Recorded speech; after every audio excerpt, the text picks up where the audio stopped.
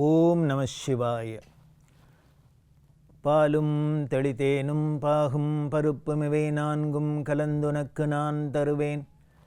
கோலம் செய் துங்கக் கரிமுகத்து தூமணியே நீ எனக்கு சங்கத்தமிழ் மூன்றும் தாம். அரண்நாமம் 1000 சிவபெருமான் பக்திக்கு வசப்படுறார். அவரே தன்னோட அன்புனால அருள்னால பக்தர்களையும் வசப்படுத்துகிறார் அப்படின்னு பார்த்தோம் இல்லையா. அடுத்த 407வது திருநாமம் ஓம் கலையே நமஹா அப்படின்னு இருக்கு. இதோட பொருள் என்ன அப்படின்னா போர் வடிவமானவர்னு அர்த்தம். சண்டை நடக்கிறது இல்லையா, யுத்தம் அப்படின்னு, இந்த வடிவம் சிவபெருமான் அப்படின்னு சொல்லியிருக்கு. இதை ஏன் இப்படி சொல்லியிருக்கு அப்படின்னா ஒரு ஆச்சரியம். அதாவது இவர் சமாதான வடிவமானவர், அன்பே வடிவானவர் முதல்ல சொல்லிட்டு அன்புனால எல்லாரையும் இருக்கிறவர்னு சொல்லிட்டு அடுத்த ஒரு திருநாமத்திலே இவர் போர் வடிவமானவர் அப்படின்னா ஆச்சரியமாக தானே இருக்குது நமக்கு. சண்டை போடுறது அது ஒரு பெரிய விஷயமா, அது நல்ல காரியமா அப்படின்னா எப்படி போர் வடிவமாக இருக்கார், எதுக்காக இவர் போர் அப்படின்னார். நீதியை நிலைநாட்டுறதுக்கு போர், தர்மத்தை நிலைநாட்ட போர், அறத்தை நிலைநாட்ட போர், அநியாயத்தை அழிக்க போர், துஷ்டர்களை அழிக்க போர், துஷ்ட சக்திகளை அழிக்க போர். போர் போர் அப்படிங்கிறது எதனால் வருது அப்படின்னு, துஷ்ட சக்திகள்லாம் மேலோங்கி நின்னால் நிச்சயம் அதை அழிக்கிறதுக்கு போர் பண்ணி தான் ஆகணும். மகாபாரதத்தில் கிருஷ்ணர் அந்த பாண்டவர்களுக்கும் கௌரவர்களுக்கும் பல விதத்தில் சமாதானம்லாம் படுத்தி என்னெல்லாமோ பண்ணி தான் பார்க்குறார். அது முடியாது, எதுவும் முடியாதான், கடைசி பட்சமாக தான் போரை கை கொள்ள வேண்டியது. அதை போல் அந்த போர் வருது அப்படின்னா வேறு வழி இல்லாத கடைசி பட்சமாக இதை போர்னால தான் இதை வெல்ல முடியும் அப்படிங்கிற ஒரு நிலைமை வரத்தையே தான் போர் வருது. அதனால இவர் போர் வடிவமாக இருக்கார்.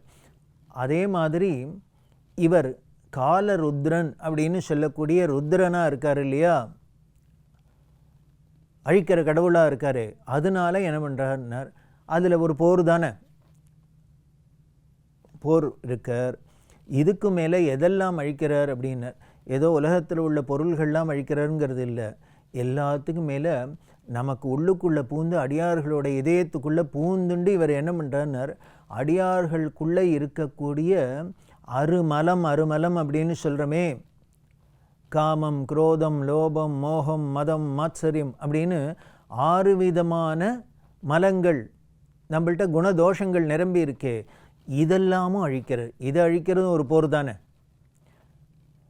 அதனாலேயும் இவர் கலையே நமகான்னு அந்த வடிவமாக இருக்கார், போர் வடிவமாக இருக்கார் அப்படின்னு சொல்கிறோம். அப்படி இருக்கக்கூடியவர் இந்த போர் புரியறதுனால எதை குறித்து போர் புரியறார், எதுக்காக போர் புரியறார், அதோட பலன் என்ன அப்படிங்கிறதெல்லாம் பார்த்தா பலவிதமான லீலைகள் மூலியமாக நமக்கு தெரிய வருது.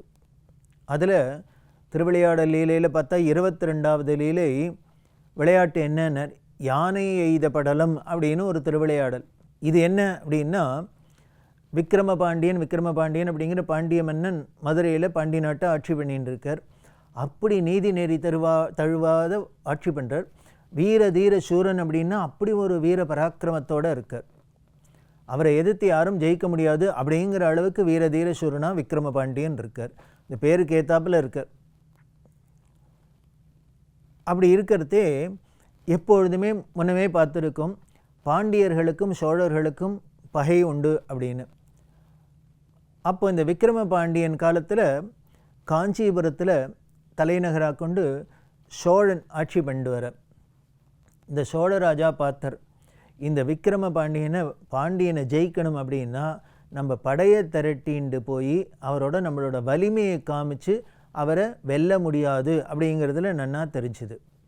அப்போ என்ன பண்ணலாம், பொதுவாகவே யாருமே சரிசமமான ஒரு பலம் இல்லாத வலிமை இல்லாத இருந்து விரோதம் இருந்தால் என்ன பண்ணுவா அப்படின்னர், நேருக்கு நேர் மோத மாட்டா, சூழ்ச்சி பண்ணி தான் வெல்ல முடியும், சூழ்ச்சியினால தான் வீழ்த்த முடியும் அப்படின்னு இருக்கிறதுனால சோழராஜா என்ன பண்ணான், விக்ரமனை நேர நாம் போய் பாண்டியனை ஜெயிக்க முடியாது அப்படிங்கிறதுனால ஒரு சூழ்ச்சி பண்ணணும், ஏதானும் பண்ணி பாண்டியனை வீழ்த்தணும் அப்படிங்கிறதுக்காக யோஜனை பண்ணுறதே. அப்போது சோழன் காஞ்சியெல்லாம் சமணர்களோட ஆதிக்கத்தில் இருந்தது, சமண மதத்தில் இருந்தது. இந்த சமணர்கள்லாம் இந்த மாந்திரீகம் முதலானத்தில் ரொம்ப கைதேர்ந்தவர்களாக இருந்தார். அதனால் அந்த அவர்கள் இருந்த 8 மலை அப்படிம்பா, 8 மலையில் 8000 இருந்தா சமண துறவிகள்லாம். உடனே சோழராஜா என்ன பண்ணான், எல்லாருக்கும் ஓலை அனுப்பிச்சான். எல்லாரும் உடனே தலைநகரான காஞ்சிக்கு வருது அப்படின்னு. உடனே எல்லாரும் வந்தா, அரசன் கூப்பிட்றானேன்னு வந்தா. அவள்கிட்டலாம் சொன்னார், எனக்கு வேறு ஒன்றும் பண்ண வேண்டாம், நீங்கள் என்ன பண்ணுவீங்களோ தெரியாது, மந்திரத்தினாலேயோ தந்திரத்தினாலேயோ எதுனாலேயானும் மதுரையில் உள்ள விக்ரம பாண்டியனை அழிக்கணும்.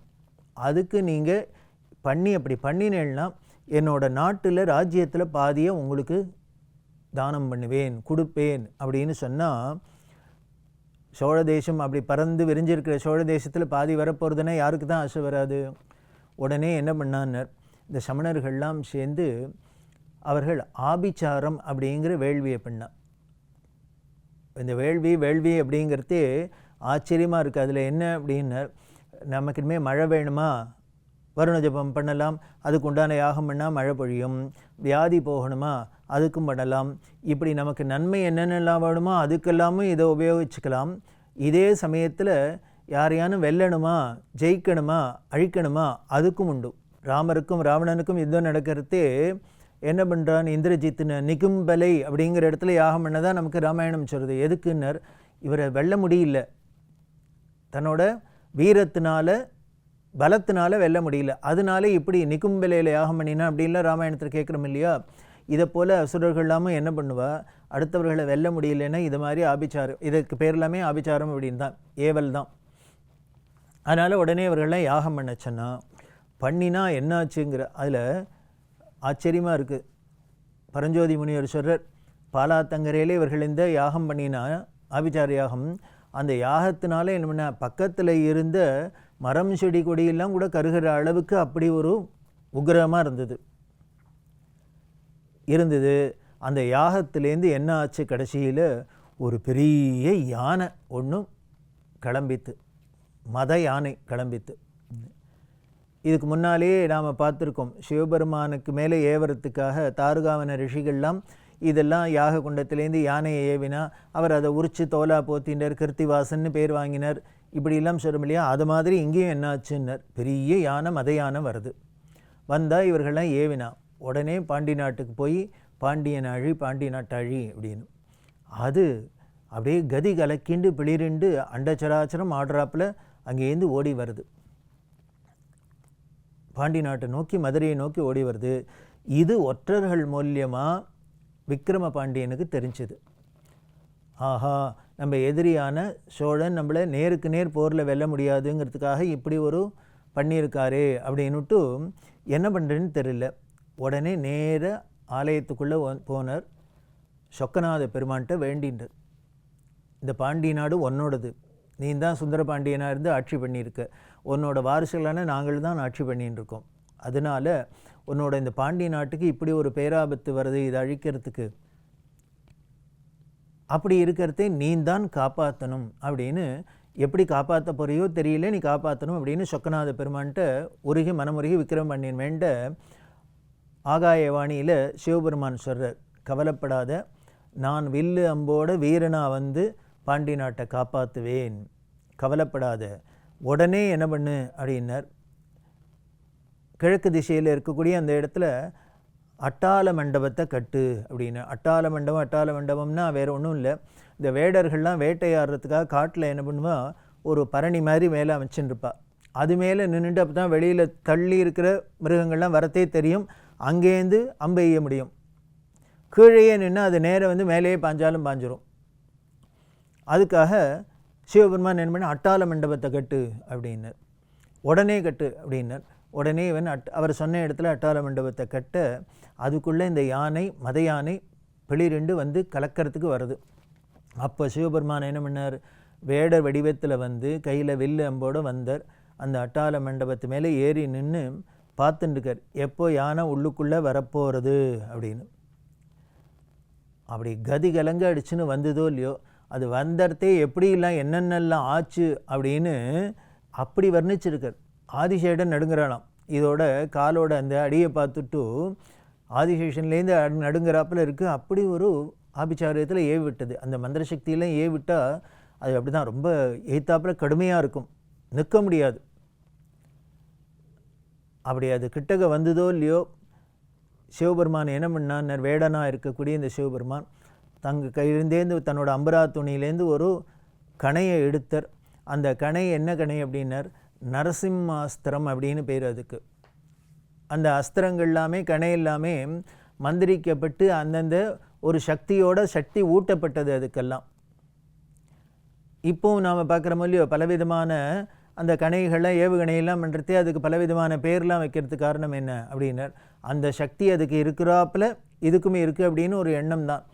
ஆனால் நமக்கு அப்படி பேர் தான் வைக்க முடியும். ஆனால் இந்த முன்னாலெல்லாம் என்ன பண்ண முடியுது அப்படின்னார், அதுக்கு அந்த சக்தியும் ஊட்டுறாப்புல இருந்தது. அதனால் இவர் என்ன பண்ணார், தன்னோட கணையில் நரசிம்மாஸ்திரத்தை எடுத்து விடுறார் சிவபெருமான். ஏன் நரசிம்மாஸ்திரம் அப்படின்னார், யானைக்கு எதிரி சிங்கம், அதாவது சிம்ம சொப்பனம் அப்படின்னு. யானை அவ்வளோ வலிமையானது தானே, அது படுத்துருக்கிறதே கனவுல சிங்கத்தை பார்த்தா கூட பிராணம் போயிடுமா, உயிர் போயிடும், அதுக்கு அவ்வளோ பயம் சிங்கத்திட்ட. அதனால இவர் நரசிம்மாஸ்திரத்தை எடுத்து விட்டாரோ இல்லையோ, அந்த நரசிம்மாஸ்திரம் அந்த ஆணையை ஏவி விட்ட அந்த யானையை ஒன்றுமில்லாத அப்படியே வதம் பண்ணித்து. வதம் பண்ணி அந்த யானையோட அந்த எப்படி கிடந்ததுன்னு மலை மாதிரி அதோட உடம்பு கிடக்கு. வதம் பண்ணப்பட்ட அந்த யானை ஆபிச்சாரியத்தினால வதம் ஏவப்பட்ட யானை வதம் பண்ணி மலை மாதிரி கிடக்கு. அதனால தான் அப்படி கடந்ததுக்கு சாட்சியாக தான் இன்றைக்கும் மதுரைக்கு பக்கத்தில் யானை மலை அப்படிங்கிற இல்லையா, அது அப்படி வந்தது தான். இந்த போர் வடிவம் கொண்டு இவர் கையில் வில்லு அம்பு எல்லாத்தோடையும் வந்து யார் சொக்கநாதன் எல்லாரையும் பார்க்குறவர்கள்லாம் சொக்க வைக்கிறாப்பில் பேரழகனாக இருந்தாரோ, சுந்தரேஸ்வரராக இருக்காரோ, அவர் இப்போ எப்படி இருந்தார்னார், பார்க்கவே பயங்கரமாக ஒரு வேடனாக இருந்தார். அப்படின்னா எதுக்காக, போர்க்கோலம் உண்டு, எதுக்காக, பாண்டியன் பாட்டுக்கு ஆட்சி பண்ணின்னு இருக்கார், அவர் நல்ல ஆட்சி பண்ணின்னு இருக்கார், அவரை பார்த்து பொறாமப்படுவானே, அப்படி பொறாமப்பட்டு அவருக்கு ஒரு கெடுதல் நினைக்கணும்னு கெட்ட எண்ணத்தில் ஏவப்பட்டதுனால அதை அழிக்கணுங்கிறதுக்காக இவர் போர்க்கோலம் பூண்டு அப்படி ஏவப்பட்ட அந்த யானையும் வதம் பண்ணி அதே இடத்துல என்ன பண்ண, அந்த சரம் என்ன நரசிம்மாஸ்திரமாக இருந்ததா, அதனால் இன்றைக்கும் அந்த இடத்து மேலே என்ன உக்ர நரசிம்ம பெருமாள் அப்படின்னு பெருமாளையும் இருக்கார் இல்லையா. இதெல்லாம் இந்த திருவிளையாடல் புராணத்தில் நமக்கு தெரிய வர குறிப்புகள்.